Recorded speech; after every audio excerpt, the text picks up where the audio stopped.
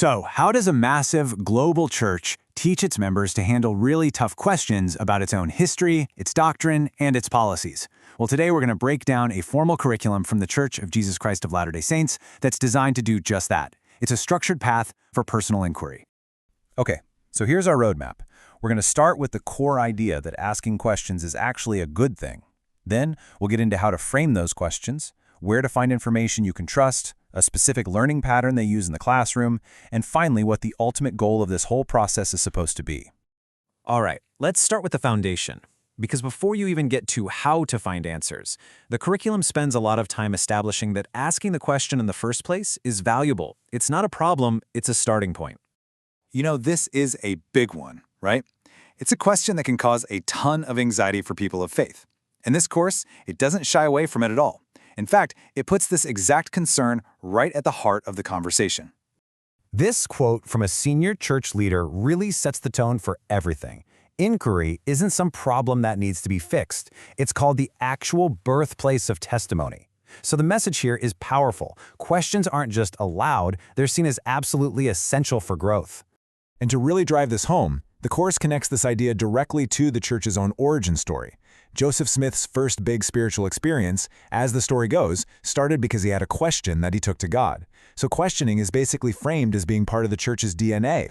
So, if questions are a good thing, then what's next? Well, the curriculum shifts from what you're asking to how you're asking it. The whole focus becomes adopting a productive mindset before you even start looking for answers. And this is a really critical distinction they make, and it's all about the motive behind your question. On the one hand, you have questioning with faith, which is framed as constructive, driven by a genuine desire to believe.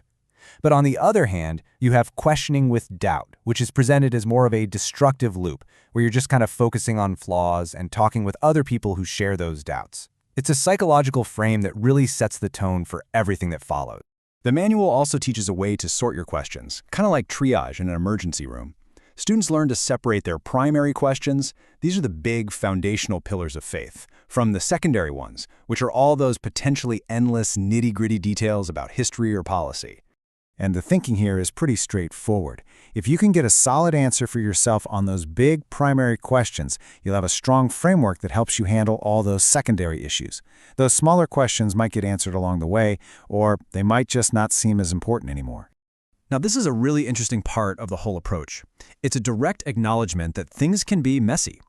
The course actually teaches that spiritual growth isn't always about finding a perfect, tidy answer for every single question. It's more about learning to live with complexity and, well, ambiguity. Okay, so you've got the right mindset, you've sorted your questions. Where do you actually go to find answers? This next part is all about the practical tools for finding and evaluating information. You know, the curriculum doesn't pull any punches when it comes to the internet. It flat out warns students that some information online, no matter how convincing it might look, is just plain wrong. And it reminds them that the internet doesn't have a built-in truth filter. So instead of just sending you off to Google, the course points you toward a whole suite of official church resources. We're talking everything from the scriptures and teachings of modern church leaders to official press releases and really in-depth essays on tricky topics. The whole point is to give you a reliable, doctrinally sound place to start. But here's the crucial thing. It doesn't just point to its own materials. It also gives you a framework for evaluating any source you find. I mean, this is basically Media Literacy 101. It teaches you to ask, who wrote this, what's their bias, were they actually there, and do other trustworthy sources back this up?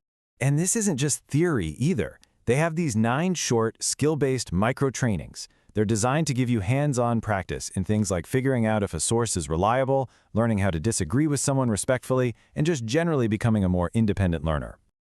Okay, so this is where the rubber meets the road.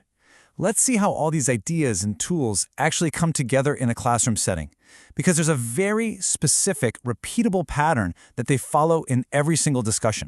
And here it is, this 4-part pattern. First, they talk about relevance. Why does this topic actually matter to you personally?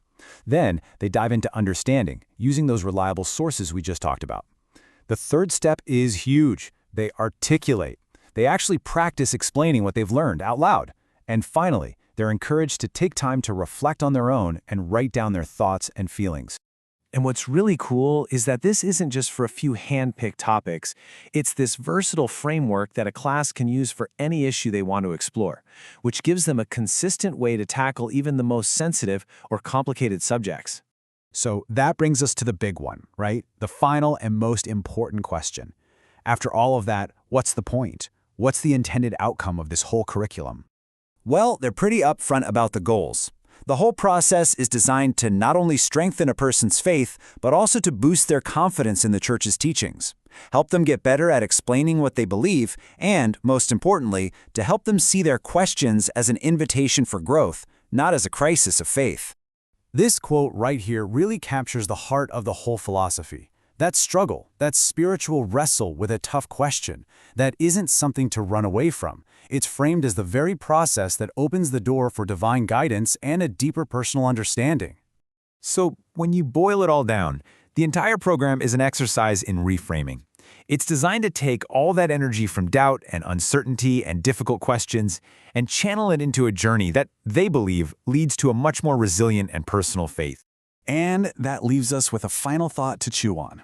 While this framework was created for a specific religious community, it really brings up a broader question for all of us, doesn't it? In this age of information overload and deep-seated doubts, how might a structured, more mindful approach to inquiry change the way we engage with the tough questions in our own lives?